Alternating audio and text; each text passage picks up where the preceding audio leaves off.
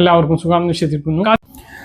സംസ്ഥാനത്ത് 9-ാം തീയതി നിയമസഭാ തിരഞ്ഞെടുപ്പ് നടക്കുകയാണ്. ഇതിനു മുന്നോടിയായി UDF LDF പ്രകടന പത്രിക പുറത്തിറക്കി. ഇതിൽ ഏറ്റവും പ്രധാനപ്പെട്ട കാര്യം എല്ലാവരും ഒരേപോലെ പറഞ്ഞിട്ടുള്ള ഒരു കാര്യം തന്നെയാണ്. NDA തിങ്കളാഴ്ച പുറത്തിറക്കിയ പത്രികയിലും ഇന്ന് UDF LDF പുറത്തിറക്കിയിട്ടുള്ള പത്രികയിലും ക്ഷേമ പെൻഷൻ മാസം 3000 രൂപയാക്കും എന്നുള്ളതാണ് ഏറ്റവും പ്രധാനപ്പെട്ട വാഗ്ദാനം.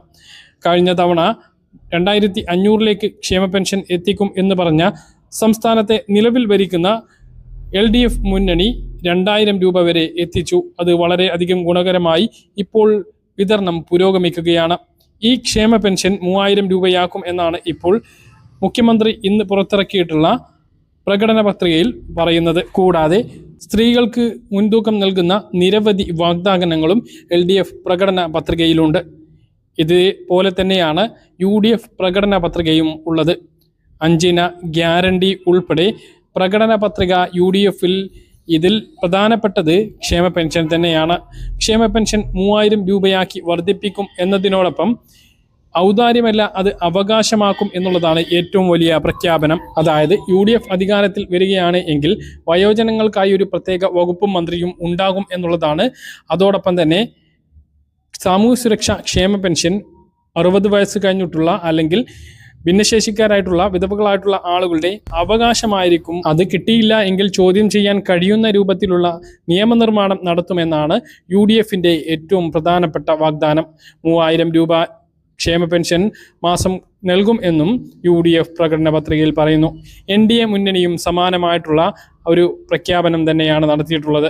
ക്ഷേമ പെൻഷൻ ഇപ്പോൾ ലഭിക്കുന്ന 2000 3000 രൂപയാക്കും BJP അധികാരത്തിൽ അല്ലെങ്കിൽ NDA മുന്നണി അധികാരത്തിൽ വരികയാണ് എങ്കിൽ എന്നുള്ളതാണ്. അതോടൊപ്പം വീട്ടമ്മമാർക്ക് 2500 രൂപയുടെ ഫുഡ് കൂപ്പണും നൽകുമെന്നും NDA മുന്നണി വാഗ്ദാനം ചെയ്യുന്നു.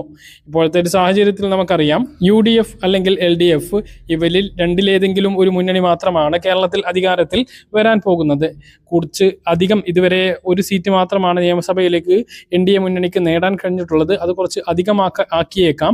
പക്ഷേ ഭരണത്തിൽ വരാനുള്ള സാധ്യത ഒരിക്കലും ഇല്ല എന്ന് തന്നെ നമുക്ക് പറയാം. അപ്പോൾ LDF UDF മുന്നണികൾ പ്രഖ്യാപിച്ചിട്ടുള്ള പ്രകടന പത്രികയിലും അതുപോലെ NDA പ്രഖ്യാപിച്ചിട്ടുള്ള പ്രകടന പത്രികയിലും 3000 രൂപ ക്ഷേമ പെൻഷൻ വാഗ്ദാനം ചെയ്യുമ്പോൾ അത് 3000 എത്തും എന്ന് നമ്മൾ പ്രതീക്ഷിക്കുന്നു, ആകാംക്ഷയോടുകൂടി കാത്തിരിക്കുന്നു എന്നുള്ളതാണ്.